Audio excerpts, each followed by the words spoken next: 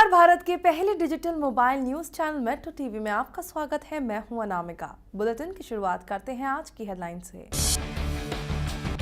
NSG में भारत के membership पर चीन के नरम पड़े तेवर। मोदी जिनपिंग मुलाकात से पहले कहा निभाएंगे रचनात्मक भूमिका। पाक ने अमेरिका को सुनाई खरी खोटी। यूपी चुनाव से पहले बीएसपी में बगावत। मायावती पर टिकट बेचने का आरोप लगाकर स्वामी प्रसाद मौर्य ने छोड़ी पार्टी। मायावती बोली, छोड़कर पार्टी पर किया एहसान। थम नहीं रहा समाजवादी पार्टी में उठा तूफान। मुलायम डैमेज कंट्रोल में जुटे। 25 जून को बुलाई पार्लियामेंट्री बोर्ड की बैठक। अखिलेश से मिले शिवपाल। खुली पाकिस्तान की पोल। अब भी सरेआम नॉर्थ कोरिया को बेच रहा न्यूक्लियर आइटम। अमेरिकी सूत्रों से हुआ खुलासा। चीन ने आरोपों को किया खारिज। और राहत की बारिश के साथ आई आफत। आसमान से बिजली गिरने से यूपी, बिहार और झारखंड में 96 लोगों की मौत। अगले 3-4 दिनों में भारी बारिश का अनुमान। केंद्रीय मंत्रिमंडल ने बुधवार को श्रम आधारित कपड़ा क्षेत्र में रोजगार सृजन, विनिर्माण और निर्यात को प्रोत्साहन के लिए रियायतों को मंजूरी दे दी। आधिकारिक सूत्रों ने बताया कि केंद्रीय मंत्रिमंडल ने कपड़ा क्षेत्र में विनिर्माण तथा निर्यात को प्रोत्साहन के लिए इन रियायतों को मंजूरी दी है। इसके अलावा प्रौद्योगिकी उन्नयन कोष योजना के जरिए पूंजीगत सब्सिडी को जोड़ते हुए उत्पादन प्रोत्साहन भी शुरू किया जाएगा।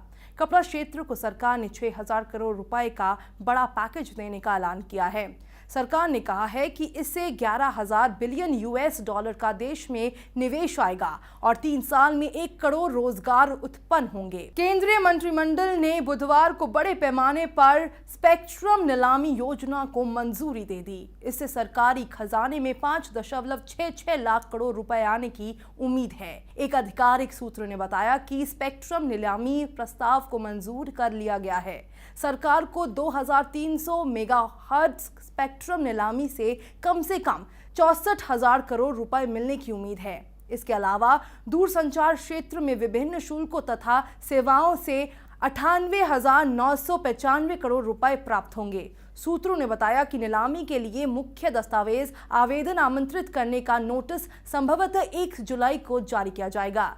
इसके बाद 6 जुलाई को बोली पूर्व सम्मेलन होगा। बोलियां 1 सितंबर से लगनी शुरू होने की उम्मीद है। हालांकि योजना की आधिकारिक तौर पर पुष्टि नहीं हुई है। बहुजन समाजवादी पार्टी के महासचिव स्वामी प्रसाद मौर्य ने पद से इस्तीफा दे दिया। इस्तीफे के साथ ही उन्होंने बसपा प्रमुख मायावती पर गंभीर आरोप लगाते हुए कहा कि वो टिकट की बोली लगाती है और सबसे ज्यादा पैसे देने वाले को टिकट बांटती हैं। स्वामी ने कहा, मायावती रास्ता भटक गई हैं, काशीराम और बाबा साहेब के रास्ते से अलग चल रही है। उन्होंने पिछली गलतियों से कोई सबक नहीं लिया।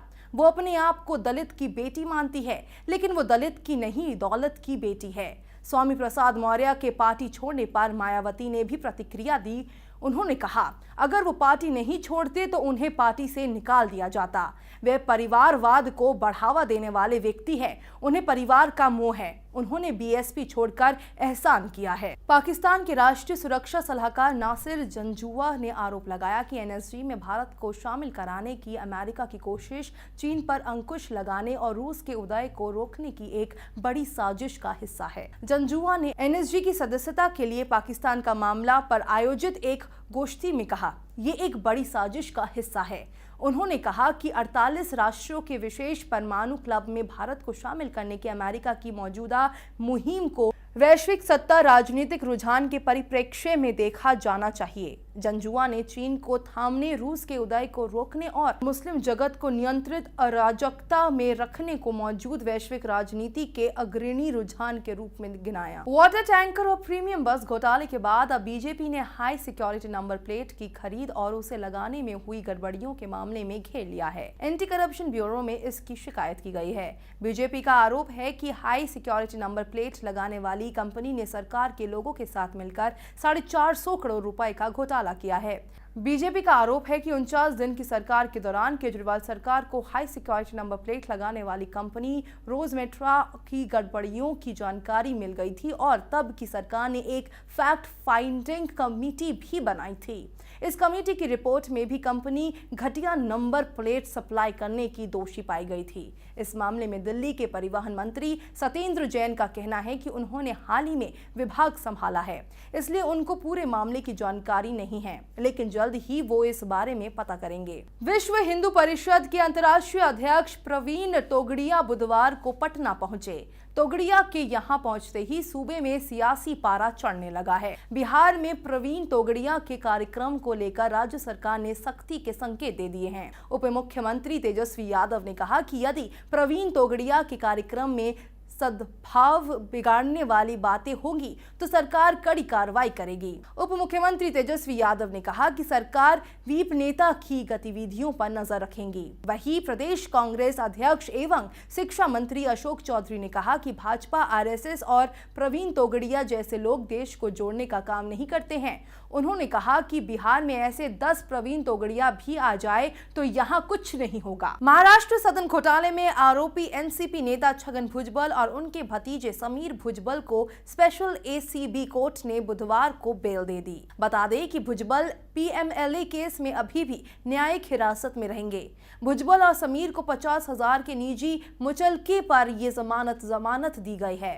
भुजबल को मनी लॉन्ड्रिंग और सदन घोटाले से जुड़े आरोपों में 14 मार्च को ईडी की एक टीम ने गिरफ्तार किया था। इससे पहले बंबई हाईकोर्ट ने भुजबल को चिकित्सकीय आधार पर जमानत देने के अनुरोध को खारिज कर दिया था।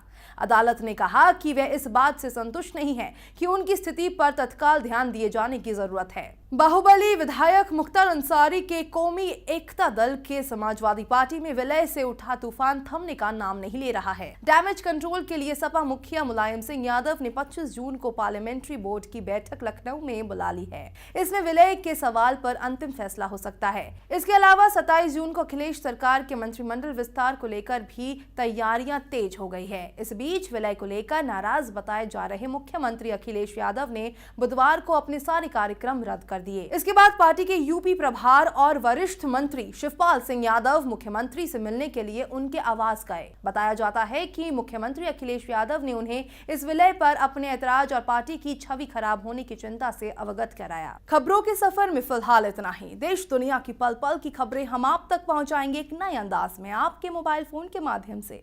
तो आप जुड़े रहिए मेट्रो टीवी से। तब तक के लिए नमस्कार।